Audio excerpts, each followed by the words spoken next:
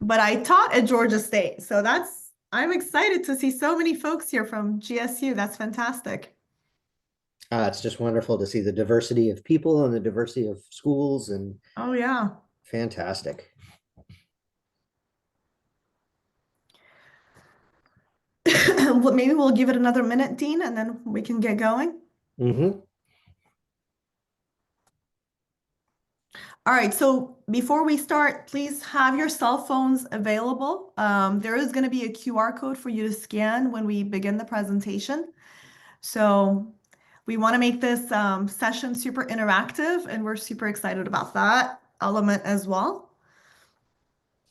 I should add, we received, I know a lot of you submitted questions in advance. We received those, so we tried to include as much as we could to address those questions during this webinar. We want to make it as valuable for you, your time as possible.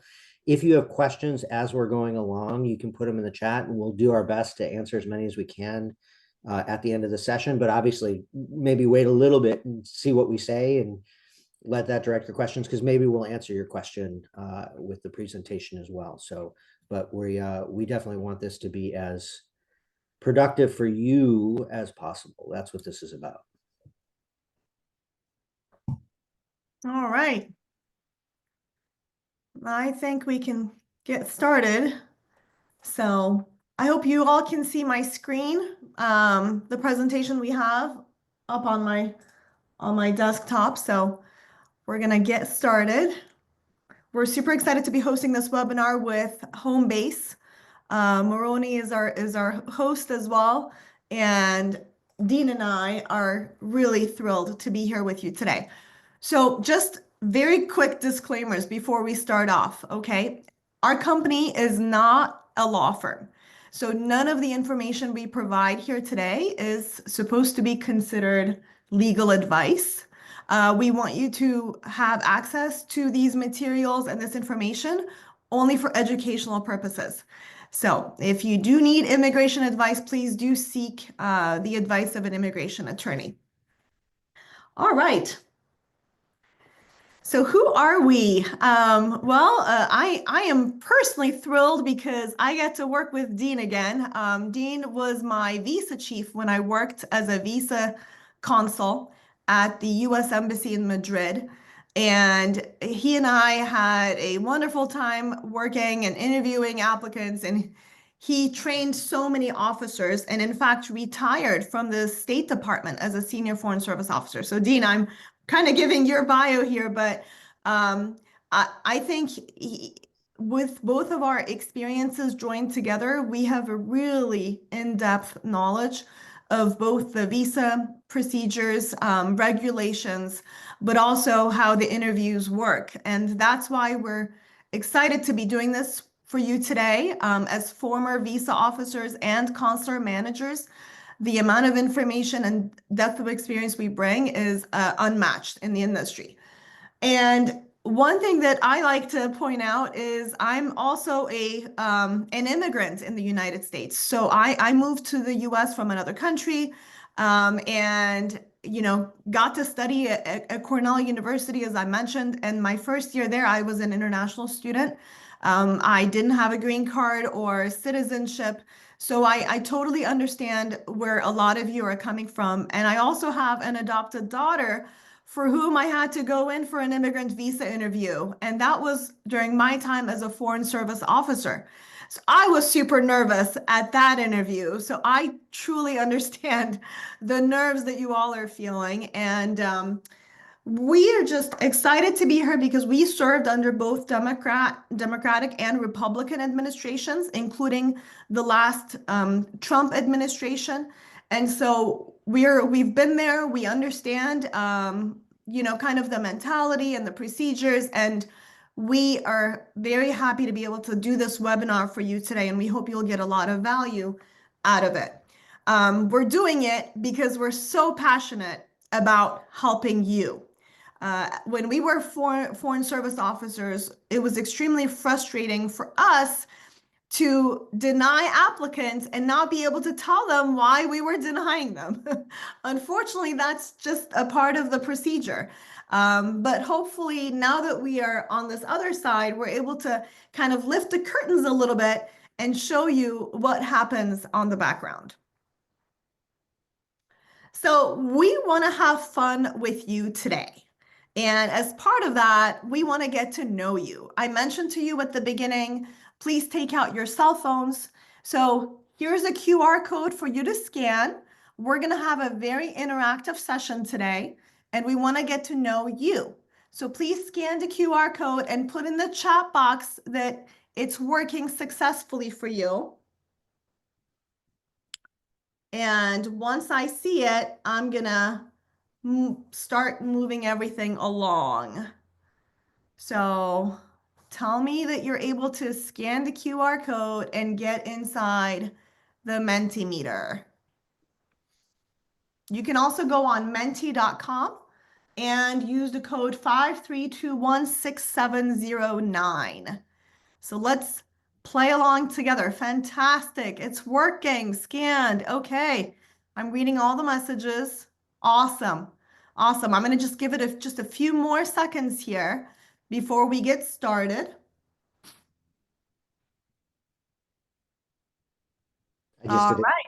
Awesome. Awesome. Good, good, good. Okay. Fantastic. Now I'm moving on to the next slide.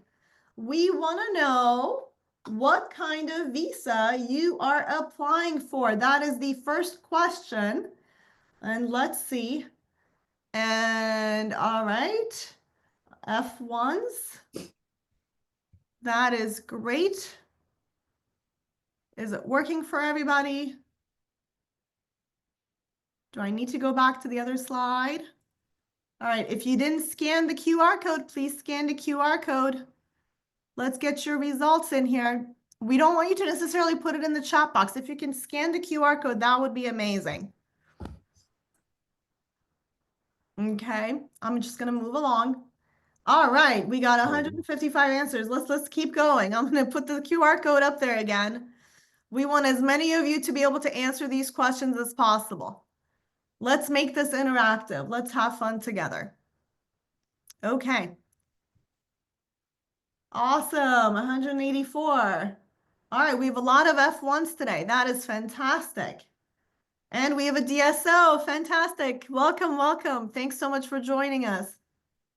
Okay, let me go back here. Here's the QR code again, if you want to scan it. And then I'm going to move on. Okay, so here's the next question.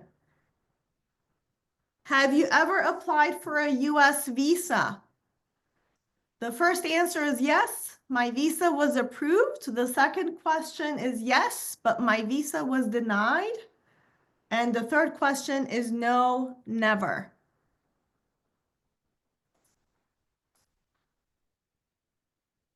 I'm not seeing answers. Dean, are you able to move through? Were you able to do the? I can go back to it. Hang on one second. Okay, I am seeing some answers in the chat.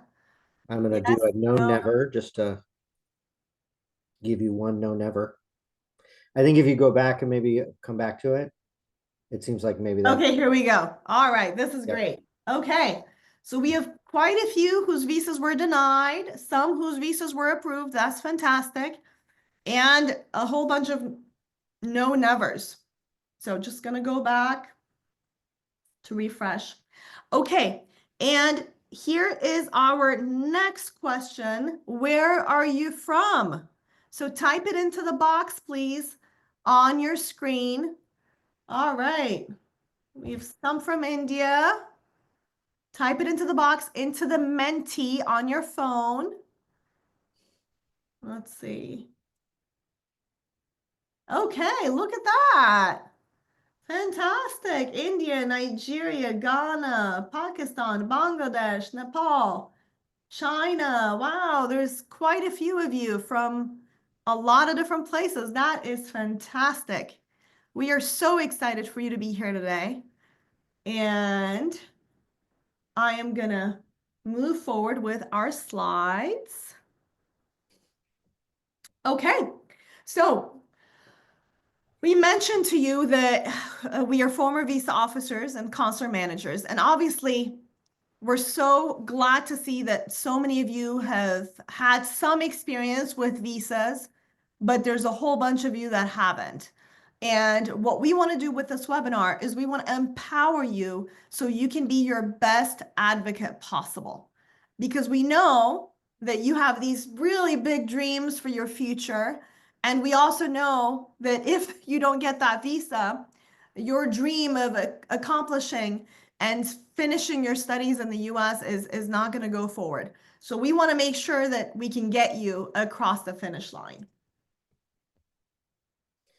So, the landscape is changing in terms of visa applications and processing. There's a lot more being refused. Unfortunately, it looks like the numbers are going up.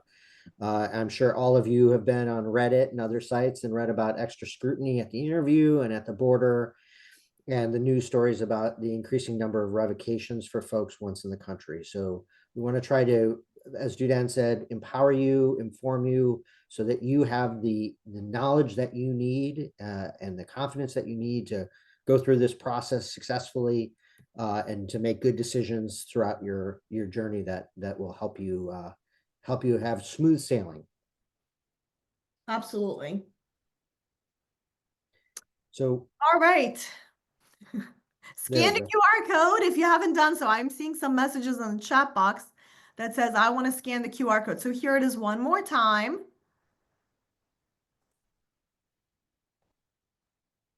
I'll leave it up for just a second.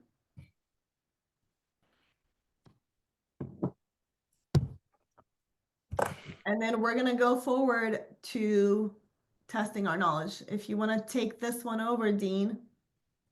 Sure. So, in the Menti, go ahead and put in what you think is the right answer for which country sent the most number of students to the United States in 2023. Whether it was India or China.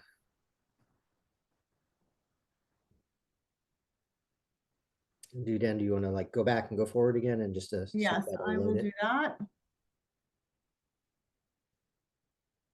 All right. So most people are guessing India.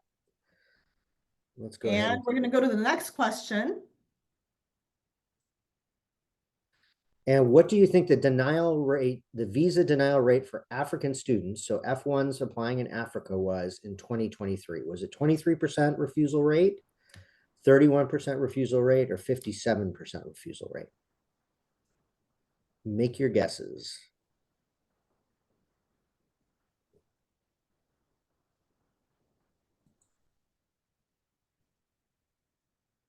All right. So most people think 57, a good number think 31, some think 23. Okay, 31% is gaining here. Yep. Okay. All right. So do you want to tell us the answers, Dean? Yeah, put up the slide.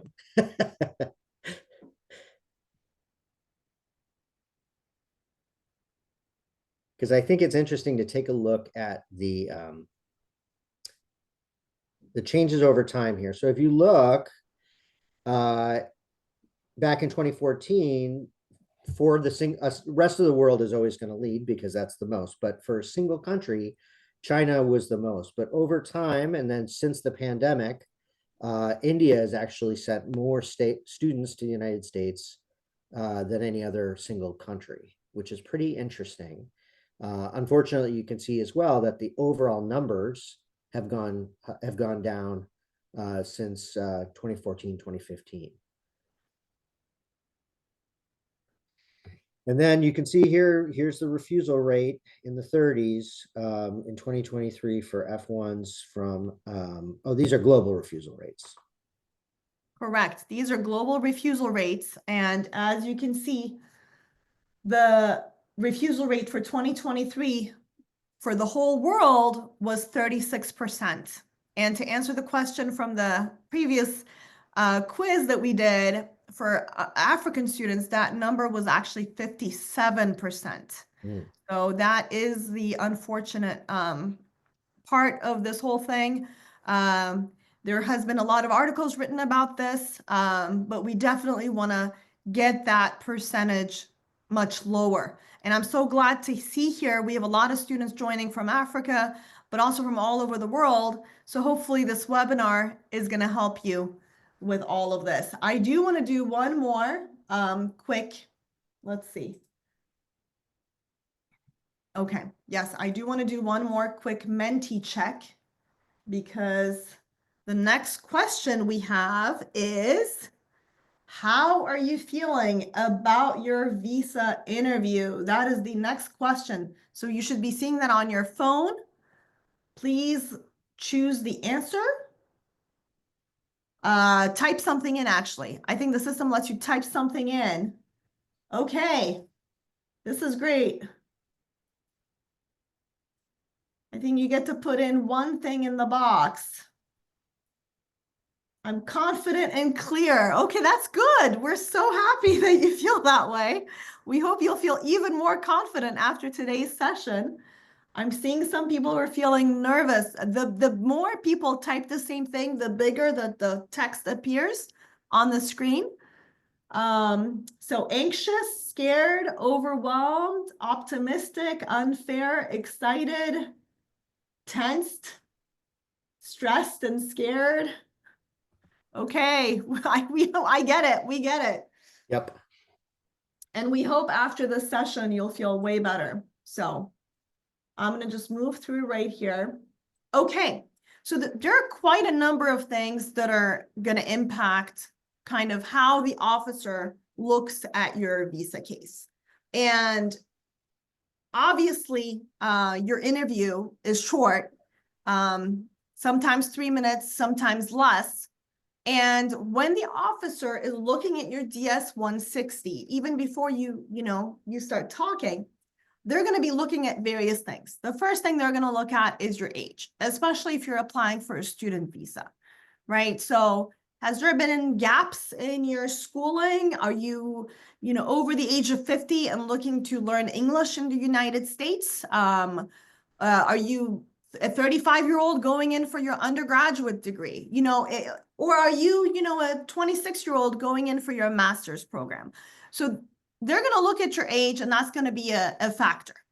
They're also going to look to see if you have any dependents. Now, why does that matter? If you're self-funded, or even if you have full funding from a program and you have dependents that are going with you, they want to be able to determine if you're going to be able to pay for everybody's expenses while you're in the US. Now, that's critical, which leads us to financials. So they're going to be looking at, how are you funding your studies? How are you funding your program? Are you getting funds from a family member, a friend? Do you have a scholarship from the university? Those are going to be important factors. And then they're going to be looking to see if you were previously denied a visa. And how soon, how recent that was, and exactly what had happened. So they will be looking at the case notes from the previous officer. And then they want to look at your overseas travel history. Did you travel regionally? Did you go to any other countries? Have you been to Europe? Have you been to Canada, Australia? Other countries that are comparable in terms of economics to the US, if you've been there before. And obviously, if you've come back, now that's also going to be something that they're going to be looking at, because that can help them determine if you're going to be able to come back from your studies in the US, which leads me to post-study plans. So the officer wants to know what you want to do after you're done with your studies. Are you planning on coming back to the US as is required by the rules and regulations of the visa? Which leads me to, what are your ties to your home country? What are your plans? What are your ties? Can the officer determine if you have strong ties back home? Which sometimes is difficult for an 18 or 19-year-old looking to go to university in the US. So we get that too. And then once you start talking, they're going to be watching your communication skills.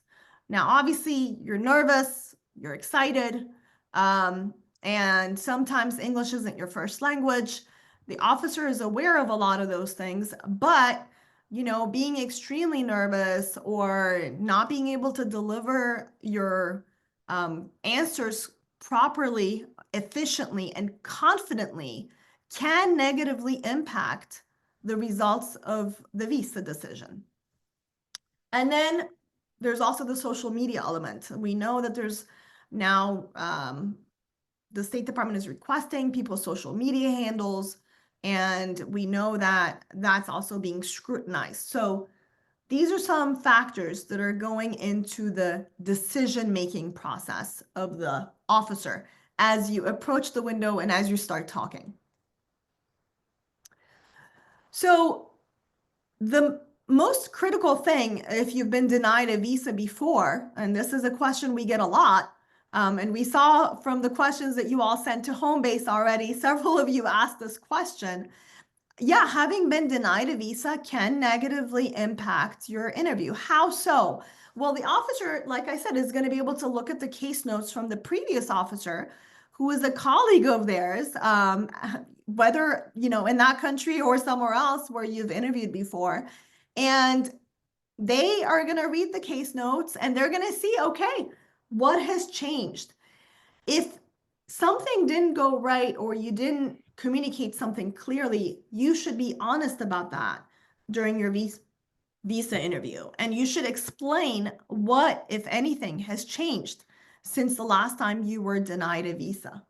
The most important thing we can stress during this webinar is that you prepare thoroughly in advance. Think of this as maybe one of your most important interviews that you're going to have in your life. It's a determining interview. So the most you can do is prepare, prepare, prepare. Okay, so let's talk for just a real quick minute, but this is really, really important. You are going into this interview, right? And it's your job, your responsibility to convince the officer that you're qualified for the visa. Okay. And that might feel a little bit unfair, but that's the way US law is written. You have to overcome a presumption that you're not qualified. So there's really three things that the officer is trying to assess. And with every single question, they're thinking about these three things. First, are you a credible student or an exchange visitor, right? We know that there are people that apply for student visas and come to the United States and then never attend school or attend school, but do other things or don't follow the rules of the visa, right? So they want to know that you really, really are a credible student or exchange visitor, that you intend to do this program, to follow the rules of this particular visa. Two, do you have the finances to cover the full cost of your education or trip? And this is really challenging, right? In some places, you might want to, and it's not, it's appropriate to show bank information, but a lot of times that stuff can be fudged, right? So a lot of what they're doing in terms of assessing your finances is going to be through the interview, right? They might look at those documents, they might rely on them to some degree, but if the interview suggests that those are not reliable, then they won't. And then, as Duden just mentioned on the last slide, is your intent today to return to your country after your program is complete? Okay. Now, if you're an undergrad, right, consular officers know that nobody who's 18 years old or 19 years old knows what they're going to be doing in 4 years, right? I don't know what I'm going to be doing in 4 years, and I'm a bit older than that. So it's not that you have to have definitive plans, but you need to be able to communicate that intention. How are you going to use that degree when you come back home? And if 4 years from now, some company offers you an H-1B, then no problem, that's fine. But if today you say, well, I'm going to do my undergraduate and then I'm going to OPT and then I'm going to get an H-1B and then I'm going to get a green card, that's not consistent. So think about how you're going to use that degree when you come home and be ready to sort of communicate that. This also relates to things like ties, like your strong ties, but for students, it's a little bit different. It's more about sort of plans and intention than it is about necessarily ties. Your ties as a student are your plans. Like, what are you going to do when you're done? That's where you want to focus. Okay, so Dudette and I are going to do a couple of mock interviews, and we'll try to make this not too awkward. But we went through this a little bit the other day, and we feel like we can really use this to show you the difference between okay answers and really good answers, or not so great answers and really good answers, with the exact same circumstances. So hopefully we don't flub this for you. We're not professional actors, so pardon us if the acting is a little bit wonky. But we really want to sort of make sure that we can show you that distinction so that when you're thinking about your own circumstances and how you're going to answer the question, you sort of have that sort of broader perspective in mind, and that hopefully will really empower you to share your story with the officer in a way that sort of communicates those three things. I'm gonna, I'm a credible student, I have the finances, and my intent is to return home. Do you then? And just to give an additional insight here, we didn't want to put anybody on the spot Mm. and do a hot seat kind of a situation. We understand there's quite a few people in this webinar today.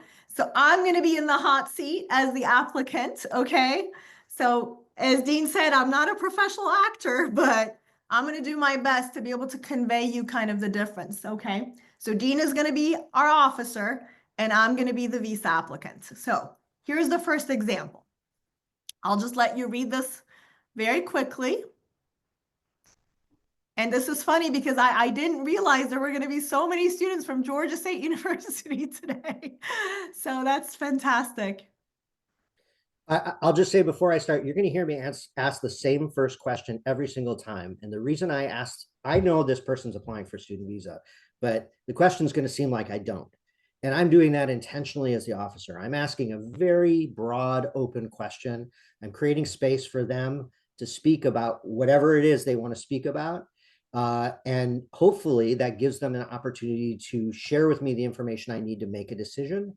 And if they are informed and prepared and understand the context of the interview, they'll do very well. And if they're not, it'll be a little bit more challenging for them. Okay, so let's get started. So good morning, welcome. Can you tell me why you want to go to the United States? Yes, good morning, officer. I want to go and get an MBA at Georgia State University.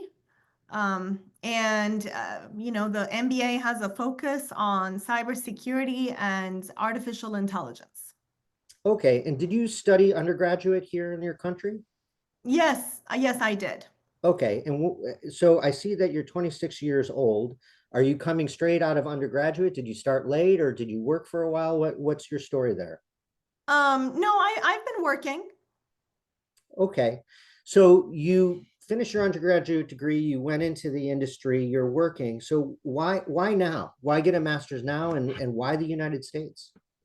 I've been working at a bank, and my family and everybody is telling me that it's good for me to get an MBA in the US, and Georgia State is a great university, so that's where I'm going. Okay, and how are you going to pay for this degree? Oh, my parents are gonna pay. Okay, and what do your parents do for a living? My dad owns a company here. Okay, what kind of company and how much does he make annually? Well, he owns kind of like a poultry farm, and um, you know, um, he makes good money, so he's gonna pay. Okay, so thank you very much for your time. I'm sorry I'm not going to be able to issue your visa today. I'm going to give you a letter that Oh. explains US law and the reason for my decision, but the law requires that I be convinced that you meet the qualifications for the visa. And unfortunately, based on today's interview, you don't. So I'm sorry that that's the decision, but I wish you good luck. Oh, bummer. It is a bummer. It's a bummer to have to say that. Even now, it makes me feel bad saying it in a pretend interview. Okay, so this was, I answered all the questions, right? He has the DS 160 in front of him. He can see where I worked. So now we're gonna do a second interview. Yeah. And I'll say if I was on the visa line and I was doing that interview and there were, a couple of hundred people in the waiting room also waiting for their interview, right? Like you want to give the person at the window as much attention and time as you can, but you've also got people who are waiting and waiting and waiting. I probably would have cut that interview off even earlier, and ended it sooner. My decision was I was leading into a refusal very early in that interview. Okay, so we're going to do it again. It's the same applicant, right? And we'll see how it changes. So ready, Dad? Ready. Good morning. Tell me, why do you want to go to the United States? Yes, good morning, officer. I am just so thrilled to be here today because I got into an MBA program at Georgia State University with a focus on AI and cybersecurity. And this is especially important for me because I've been working at a bank for the last 3 years, and I'm seeing so much fraud and cybersecurity problems at the bank. So with this MBA degree, I know I'm going to be able to bring a lot of that knowledge back to my bank when I return home. Okay, is your bank funding your program, or No, so my bank is not funding my program. I did get a small scholarship from the university, but the majority of the funds are actually going to come from my dad, who owns a poultry company here at home. He employs 16 people and earns a very decent income, and he's going to be able to fund my studies. But I know the bank is excited to have me back upon my graduation. that's wonderful. So is that your plan, is to get this degree and then work back at your bank, or? Oh yeah, 100%. I really want to go back and work in the cybersecurity division. The bank is especially excited for the AI element of the program. Georgia State University has been a pioneer on this front. The dean recently talked about AI becoming a really important element of master's programs, so I'm super excited. Awesome. I've actually already made my decision. Let me ask one more question. I see that you've got some regional travel. Was that with your family? What was that about? Yes, it was. We traveled regionally, went to a few countries, and yeah, it was with my family. Was that what was that for? Was that vacation, or? It was vacation. It was Okay, vacation. wonderful. All right, well, you're qualified for the visa. You should get your passport back in about a week. If anything changes on that, we'll let you know, but we'll definitely get this done as quickly as we can. And I wish you luck in your studies. Wonderful. Thank you so much. I'm so excited. Okay. So I think probably folks that are watching, I think you can see the real difference. It was the same person. It was the same applicant. It was the same story, right? The same information informing the interviews. One led to a refusal and one led to an issuance. And I will tell you that as a former consular manager, if I was training consular officers and showed them these examples, I would tell them that both of those decisions were the correct decision. Same person, same information, two different decisions, both correct. And the reason why is because the applicant has to convince the officer that they're qualified for the visa. That's the way the law is written. So that's what the officer has to do. Officers, most officers, good officers, will do their best to draw out the information they need to make a decision. But I used to tell student groups that I would speak to, like in Nepal when I was a consular officer there, that if they come to the interview and they don't say a single word, they're a refusal. They could have a full ride to a medical program, a medical degree program at Harvard, and they're a refusal. You have to communicate during the interview. You have to convince the officer. Do you have anything you want to add before we go Yeah, on? I will just add one last thing. I'm seeing some notes in the chat box. After I did the first interview, some folks were like, wow, why was that visa denied? And then after I did the second interview, people have been writing, oh my God, I can clearly see the difference. So imagine the officer interviewing, 100 applicants a day. This is the kind of variety that they're seeing at the window. Mm. So if an applicant comes really well prepared and makes their job really easy because they have to check all of the 3 boxes that Dean talked about, right? Is the applicant a credible student? Do they have finances? And do they have plans to return home? If you can check those 3 boxes easily without the officer trying to pull information out of you, then that visa is likely going to be approved. So I hope you could see the difference because after an interview, when you come home, all you have is a 214B letter that says your visa was denied under Section 214B of the Immigration and Nationality Act. And you're like, I don't understand why my visa was denied. I answered all the questions. Well, Mm. now you can see the difference. I also see that somebody asked, Ali asked, if are we supposed to answer the officer that will come back even if he does not ask during the conversation? I will not ask in the next practice interview, and you will hear Duden in the second example for sure include that information.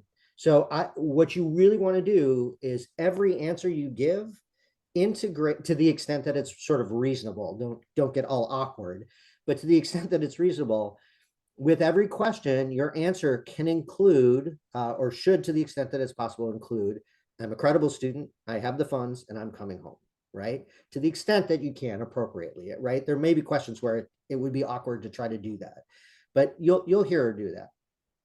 Okay. Here's the next interview. So read that very quickly so you get the background of the applicant.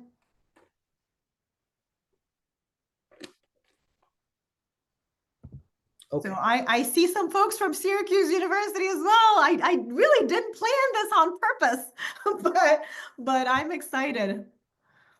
Let me just say, I see some folks sending direct messages. We're going to try to keep everything in the shared space for everybody because we don't like your question might be really valuable for a lot of other people.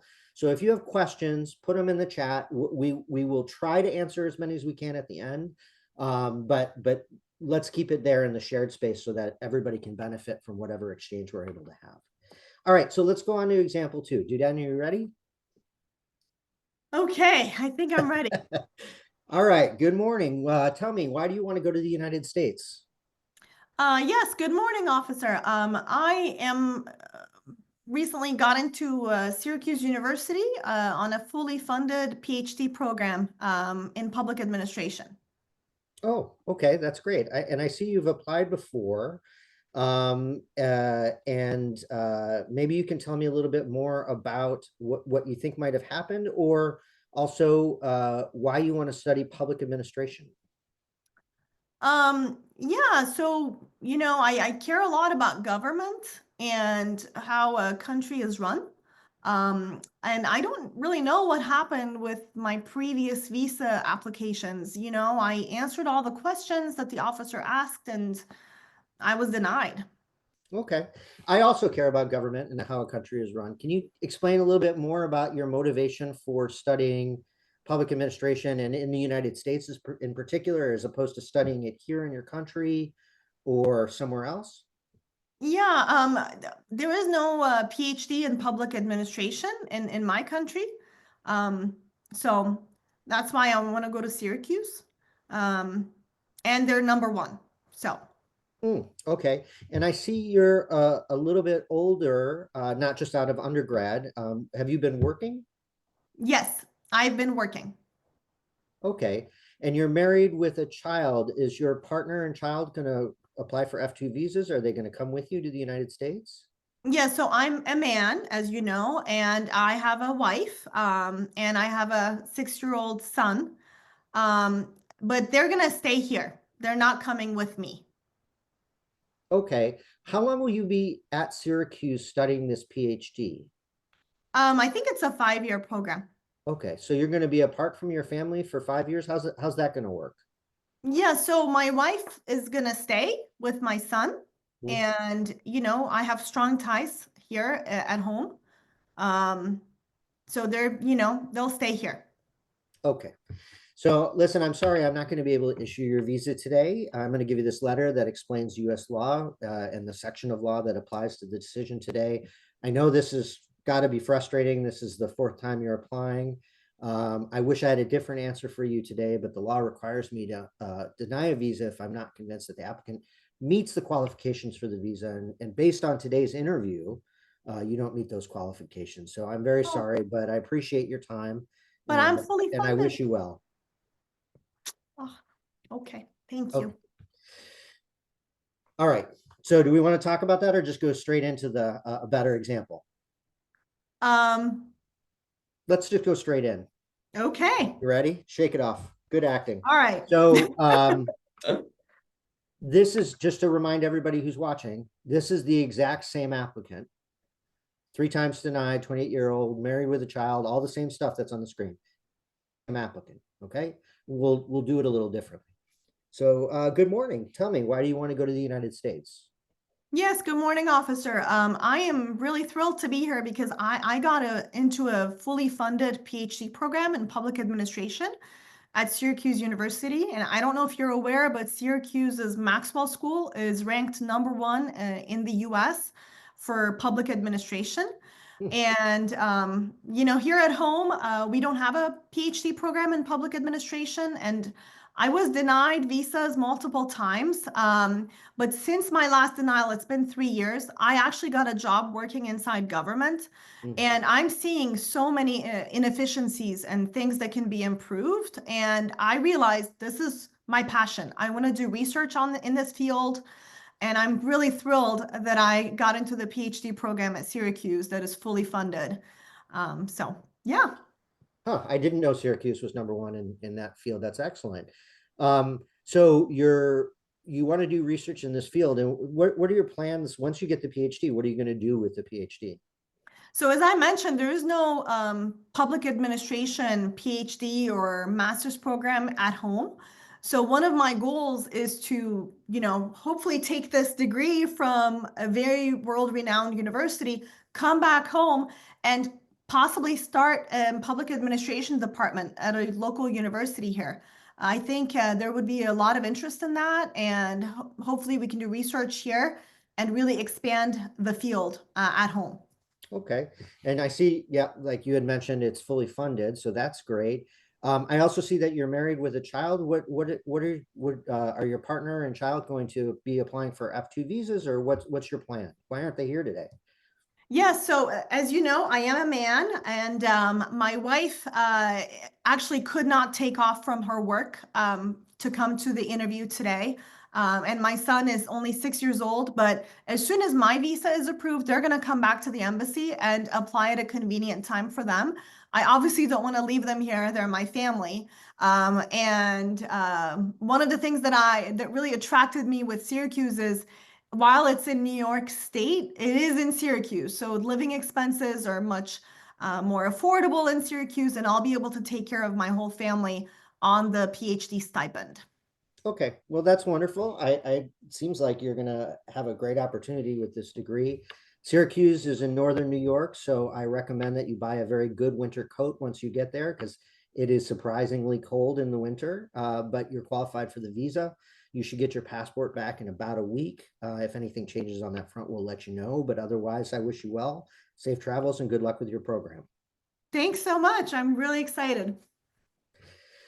So I think you can probably see the difference. We did change one thing a little bit, that the family is going to come along versus not come along. It's okay if they're not. I mean, normally in a circumstance where somebody's going for 5 years, the spouse and kid, even if they're going to stay in the home country, they can get an F2 visa and come visit on that F2 visa, right? So it would make sense for them to do that, unless the person who's applying is going to come back a bunch and visit their family, or if there's some other special circumstances that are different, whatever those are. But those just need to make sense, right?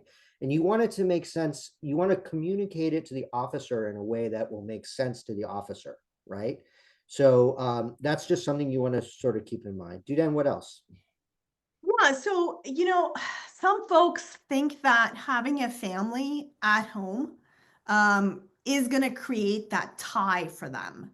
And I'm seeing, I'm sure you all are going on Reddit, as Dean mentioned, or looking up at different Facebook groups. And I'm seeing here people are creating some chat groups.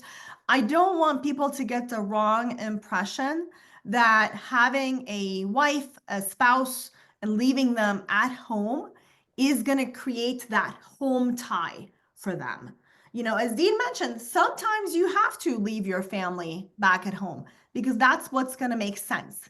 But that's not necessarily the case for everybody. If it makes sense for you, you should be able to confidently communicate that to the visa officer. So if you can't convince yourself or your mom or your dad that you're doing this for the right reasons and it makes sense to you, then it's going to be really hard for you to be able to convince the visa officer. Remember, the visa officer lives in the country where you're applying for the visa.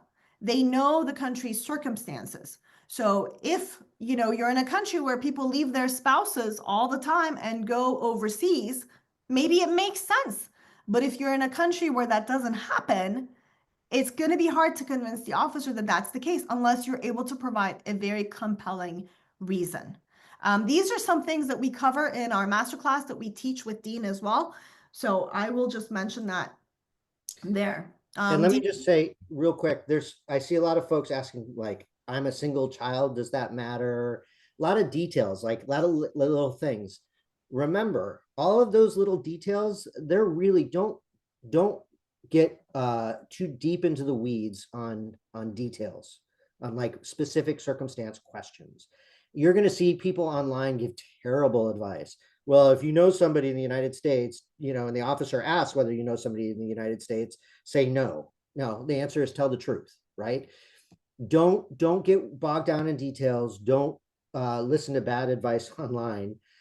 Focus on those three things. If you are applying for a student visa, you need to convince the officer that you are a credible student, that you have the funds to pay, and that your intentions to come back. So the way you do that is you tell them your story, and you tell it with heart, right? You are passionate. I will tell you, I helped somebody a few days ago, and they were talking about work and talking about how this degree is going to help them with their business. And then when they started talking about the fact that they also want to maybe be a professor, their face lit up, their demeanor changed. And immediately I knew, oh, this isn't really about your industry. This is about education. You want to be a teacher. So that's the thing. Whatever the thing is for you, whatever is driving your passion, talk about that, and talk about it in a way that passion will show that you're credible.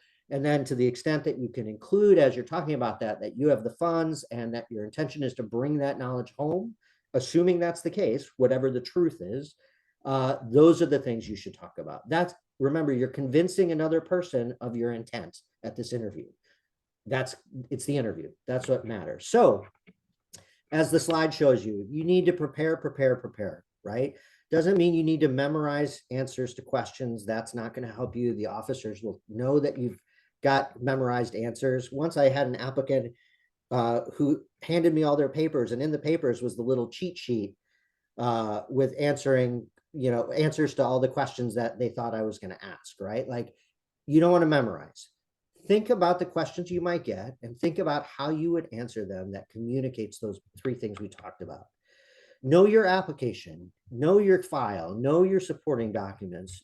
Be prepared to answer questions about those. Oh, I see that there was a big deposit in your bank 3 weeks ago. What's that? On your dad's bank? What's that? Right? Whatever the thing is, just be comfortable with the information about what you're submitting to the officer. Relax. Take a deep breath. I drank too much coffee this morning, so I'm a little charged up, but relax. Speak from the heart, right? I know it's a big deal. I know you're behind bulletproof glass with an American officer, but to the extent that you can relax, smile, take a deep breath, and just speak to your passion about what you want to do and why, that will help the officer get to the right decision. And they really want to get to that right decision, right? If we could issue every visa that we ever interviewed, we would, right? It's really what the officer is a human being. So share your hopes and dreams and your passions about this program. Always tell the truth. If they ask you a question, that doesn't mean you have to tell them everything out of that's in your head, right? But if they ask you a question, be honest about whatever that thing is, right? It is a very, very problematic path to not being honest. You want to qualify for the visa based on the true facts of your case, right? You don't want to have some weirdness hanging over you. So you don't need to tell them that, your boyfriend is also studying at this university. You don't have to offer that information. But if they ask you, hey, do you know anybody at this school? You can say, yeah, my boyfriend's studying there, or whatever, right? Be honest. And then give thoughtful answers, right? You heard the difference when Dudan was doing the same person. And I asked the question, why do you want to go to the United States, particularly in that second interview, between a very short, limited, sort of not very thoughtful answer, and one that was full of passion and included some facts about why the program was good. I knew why she chose Syracuse. It's number one. She told me it was number one. Even if she got into 20 other universities, I would understand why she wanted that one, right? So be thoughtful in the way you approach answering the questions. And remember that every single question is really about those three questions. Are you credible? Do you have the funds? Are you planning to come home?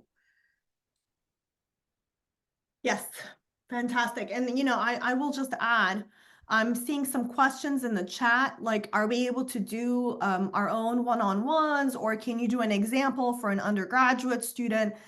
For an undergraduate student, it's going to go very similarly, right? You have to, again, talk about your program, why you chose to go to that school, your finances, who is funding, and what are your plans after graduation.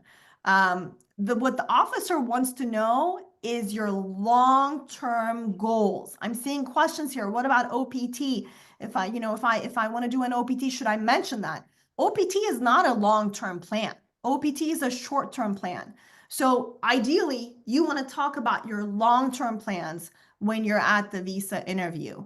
The officer knows what is legal and what is not. OPT is obviously legal. What they're concerned about is you wanting to stay in the US and doing everything you can, whether you get a job or not, to be able to stay in the US. And so I think it's really critical that you highlight your long-term goals at the window. And of course, those goals can change. I mean, look at me. My family came here on a non-immigrant visa. I became a US citizen and a diplomat. So obviously, your plans 20 years down the line, you don't know what they are. As Dean mentioned, he doesn't know what he's going to do in 4 years. I don't either. So we get that. But at that time, when you're doing the visa interview, it's critical that you talk about the long-term plans you have for yourself in that moment. Who knows where you're going to be in 4 years? Maybe something's going to happen at home and you're going to have to come back and complete your studies at home. You never know, right? So the officer wants to know your long-term plans. And so we're not going to do another mock interview during our session today with an undergraduate example. But as Dean and I have mentioned, and you may have been on our website, we do offer a course, and we also do offer mock interviews, one-on-one sessions with students. So we're more than happy to look at your particular case and talk about how you can frame your answers to tell your story in the best way possible. So I want to just give some reminders here. Case notes are permanent. When an officer interviews you and it's your first time interviewing, how you do in that interview is going to go in the case notes. So the officer needs to put in the case notes why they're either approving your visa or denying your visa. And who reads the case notes? Their boss. So when I was doing visa interviews, Dean was reading my case notes. And he would sometimes pull me in his office and be like, Dudan, this applicant looked good on paper. Why did you deny them? And I would have to go in and explain. He couldn't approve the visa that I had denied, right? Even if he agreed or disagreed with me. That decision was on me. So when a visa officer denies your case and they put in the case notes why they think you're not qualified, it could be because they think you're lying. It could be because they think you're not being honest. They can't necessarily prove it, but because they've interviewed thousands of folks, they have these feelings and they can be like, I don't think this applicant told me the truth about their family member who's in the US, or whatever their dad does for work. If they get the sense that you're not being honest, they will put that in the case notes. So if your case has been denied, you can't appeal it.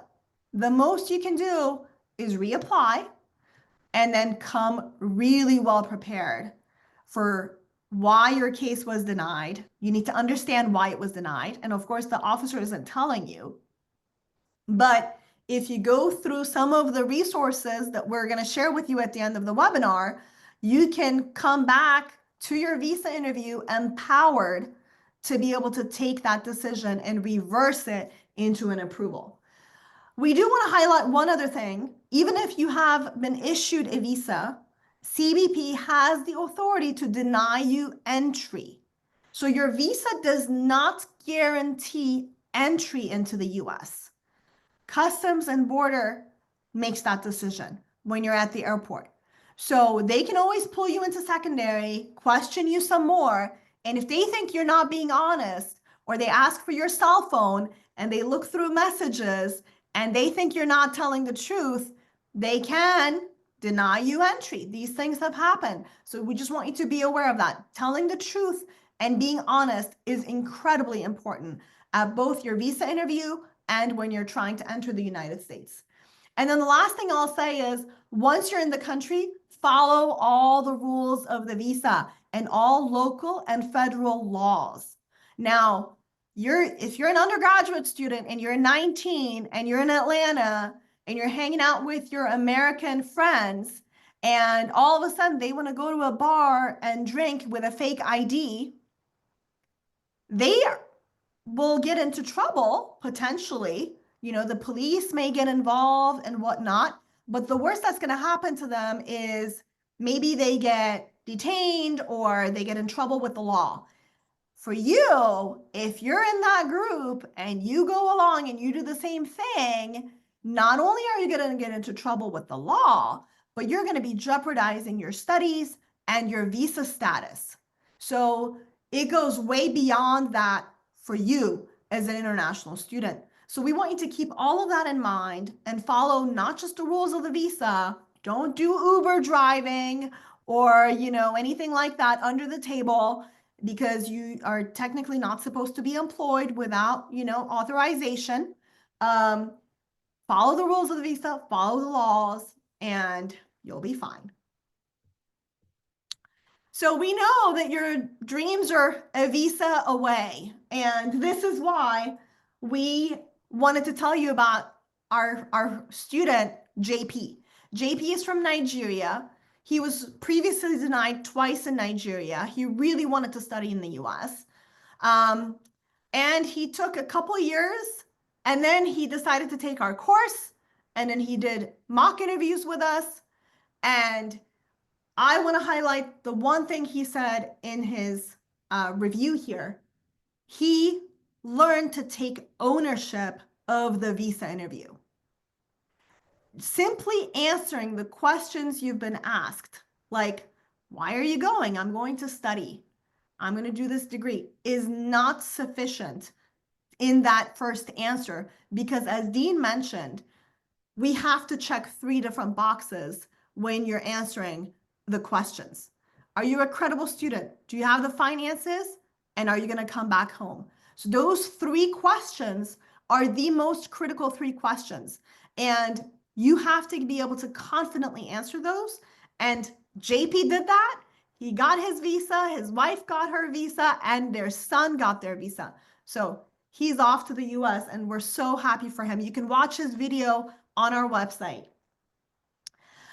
What we want to do with you today is offer you some bonus resources. We hope you really found this webinar useful, but we are giving away one of our bonus documents that we prepared that normally our students who take the masterclass get to take. So that is the 3rd bonus document that we normally share with our students. It's a list of self-reflection questions. Go ahead and scan the QR code on your screen. It'll take you to our website, a special form only for home-based webinar participants. So scan that QR code, type in your name and your email address, and we will email you that bonus document right away. We're also offering you 2 additional bonus resources. Number 1, if you do decide to take our masterclass for student and exchange visitor visas, we are offering a DS-160 email review for all the students who sign up in the next 48 hours. So if you decide to take our course and you email us your DS-160, Dean or I will take a look at it and we'll send you an email with the potential issues we may see with your DS 160. So this is a really important bonus that we're offering that we have never done before. So we hope you'll take advantage of this opportunity.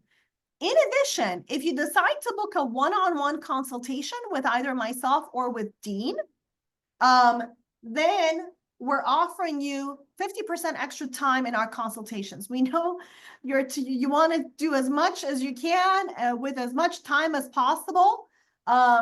So if you book, for example, a 20-minute session with us, or you do the bundle offer with a 20-minute session, then we will give you 30 minutes instead of 20 minutes. So I hope you can take advantage of these bonuses. And I'm seeing some notes here that you can't scan.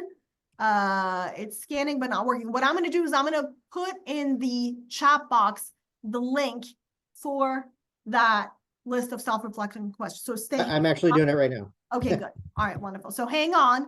Dean is going to put that and you'll be able to sign up. Again, you have 48 hours to be able to sign up. In addition, if you're a DSO and you joined us today, I am so glad you did so. I know you're getting bombarded with questions from your students and you want to be a really good resource for your students. We prepared a special DSO toolkit for you. If you would like access to the DSO toolkit, please email me. I'm going to put my email address in the chat box right now. And I am happy to send you the DSO toolkit when you send us an email. So we'll be sending that over to you in the next 24 to 48 hours if you're able to email us today. Last but not least, we're gonna do Menti one more time. So Dean, did you send did you put in the link in the chat box? For the masterclass, yes. No, what about the bonus list? I did. I'll do it again. Okay, and is the link working? Did you try? It's the link that I used, or it's the link that I got to when I used the QR code. Okay, and is it working? Can somebody use, I just typed in visas101.com/bonus-list. Can somebody click on that? Okay, it's working. Thank you, Faisal. It's working? All right, so Dean sent that. Oh, somebody else said the link is not working, working. So it's working for some people and not for others. I don't know what that means. Okay. Worst case, send me an email, okay, if you want the list. This is my email address. Duden@visas101.com. So send me an email, worst case, and we'll be able to scan. Okay. All right. So scan this QR code. It's the Menti QR code. We're going to do one last thing before we close our webinar. And it is this. So I'm going to go to the last slide. Okay, what is your biggest takeaway from this webinar? I hope you have Menti up. If you need the QR code, let me know. But you can also go to join at Menti. So you can go to menti.com and then put this code in 53216709. Okay, ownership. Very insightful. Be honest, be truthful, and be bold. Talk more and go into details. Be honest and confident at the interview. Speak from the heart. Speaking from your heart. Okay. Confidence and consistency. Wonderful. I'm so glad to see all of these answers.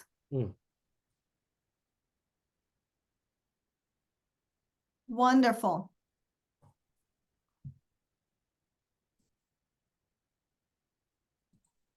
Excellent. To be confident. Prepare, prepare, prepare.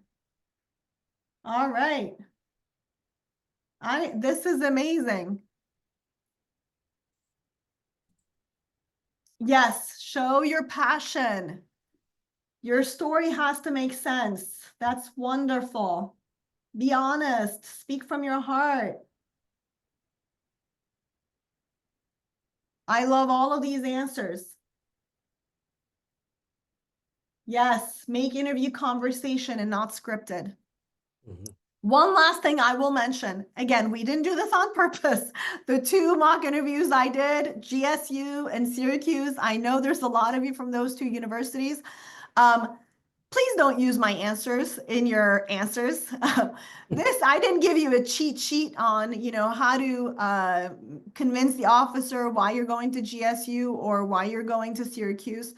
Do your own research, have your own reasons for why you chose that university, and have it make sense as part of the bigger picture of your story, of your journey. Why those universities?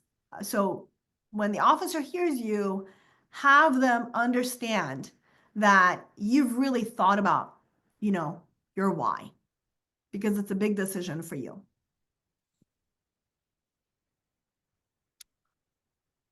Okay. And last but not least, listen, guys, we're cheering you on. Dean and I are here to support you. We hope we'll see you in our masterclass. We hope you'll download that list of self-reflection questions. At the very least, take advantage of all of the free resources that we're offering you. But take the masterclass if it makes sense to you, right? If you want to understand how to fill out your DS-160, we literally have an entire session on how to fill out your DS-160. And nowadays, things are changing with the DS-160 because if your DS-160 barcode doesn't match your interview appointment, then they're going to make you rebook an interview appointment. So you have to make sure that your answers are good. I saw a question here. What if I already sent my DS-160 for the DS-160 review? That's okay. Still, you can still sign up for the course. Send us your DS-160 and we can email you back a review with some highlights to tell you some of the things that popped up to us that you may want to, formulate good answers for at your visa interview. So I don't know, Dean, do we have time for any questions? It is already 9:09. I think if it's okay, I wrote down a couple and I can just quick answer them for everybody's use because I think they'll be helpful, sort of broad questions. Somebody had asked if you can speak in French. This is presumably a French speaker during the interview. If you're applying for a student visa, your I-20 is going to say that you have the English that you need to attend the school, or it's going to say that you're going to get like remedial English at the beginning of your program. So if the I-20 says that you have the English to attend school, the officer is going to expect you to speak English because they're going to assess whether you in fact do or do not have that English and that information matches and is credible. So if you're going to start your program with English and then transition into your degree program, and that's reflected on the I-20, then you can speak in your language at the interview. So it just depends on your particular circumstance. Somebody asked what will disqualify somebody in their social media.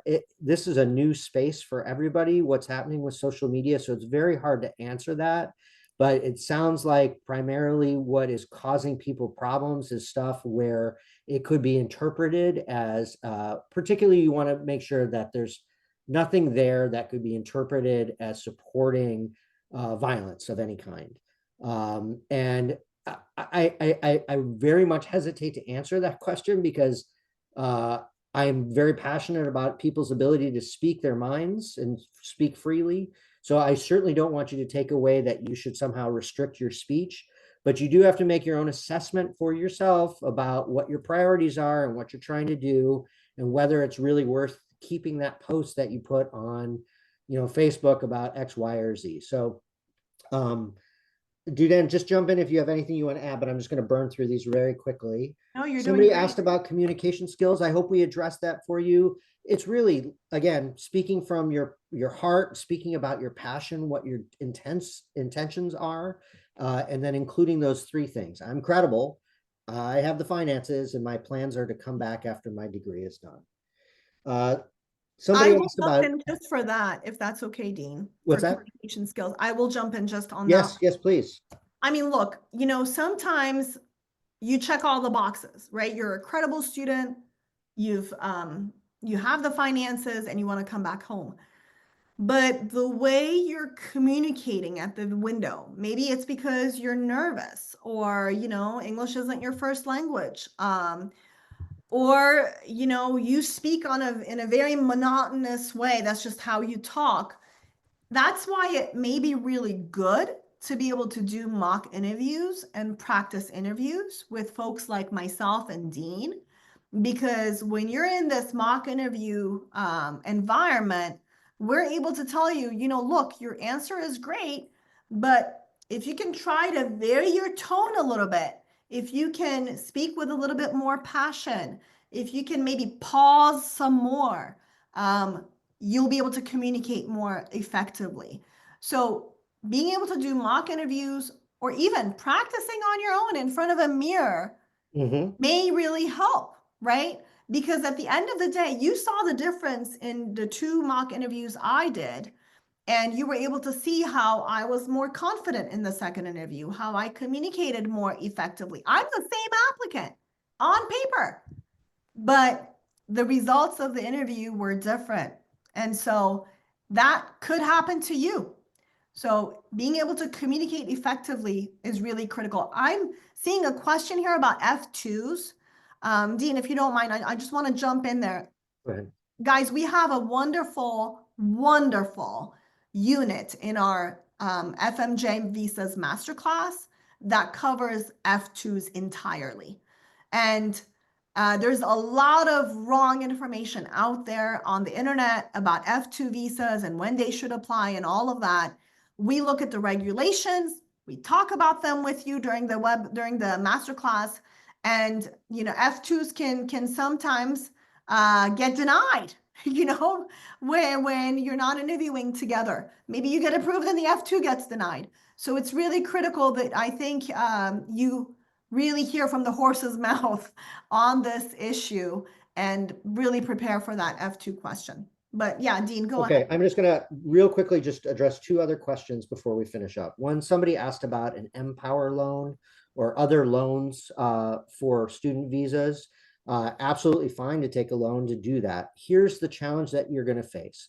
If I'm the consular officer and you're going to, I don't know, Carnegie Mellon University, and it's $80,000 a year, and you're going for undergraduate. So it's 4 years at $80,000. So $320,000 total, and you're taking a loan for that. My question is going to be, how are you going to pay that off? Right? Maybe you can, maybe it's not a problem, but how, when you come back from the United States to work in your home country, in the economy that exists in your country, are you going to be able to make the money you need to pay off that loan? If you can make that make sense to me, then then you've got the resources, and that's fine. But I think in a lot of cases, that's a challenge. It doesn't mean it's not surmountable, right? But you have to be able to explain that. It would be the same as if you were getting a loan from a bank or a loan from a friend that you're going to have to pay off. How are you going to do that once you're done with your degree? For I think a lot of officers, their thought is going to be, oh, you're going to try to work in the United States. You're not coming home, because that's, you'll be able to make more and therefore be able to address this loan. So just think about how you're going to answer that question. And then somebody asked, I'm 30 and I'm going for a master's. Is age a disadvantage? So let me just bring you back to what we said. What's your passion, right? Speak from your heart. Why are you doing a master's at 30? It's not a problem, but it's got to make sense. And the officer might be like, okay, well, this is somebody who did undergrad, they worked for a number of years, and now they're going for a master's degree. Is this because they want to move to the United States? Or is this because they want to study a master's degree and they plan to bring that home? Think about how you're going to, it's a good question to think about, because it's a question you might get asked. How are you going to answer it in a way that that makes sense to the officer? I know that there are so many questions here, and we can't keep going and address all of them. I will say I'm very confident that the plan from Homebase is to share this recording. I bet it'll be emailed out to all of you after the webinar is over. I don't know if Maroni, if you're able to jump in and confirm that, but I think that's the expectation. So you guys will get a chance to see this again, work through this again, watch our interviews. If you want to refer back to things that we've covered in the interview, if you want to know about our link, which is at the bottom of the slide you're looking at right now, or any of these other things, you'll be able to refer back to it.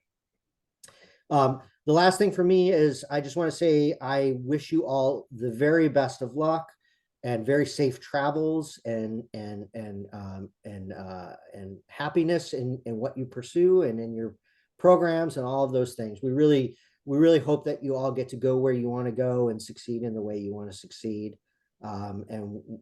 It's exciting to see so many people so passionate about these things. So thank you very much for letting me participate and for giving me the opportunity. Duden? Yes, I will echo those sentiments.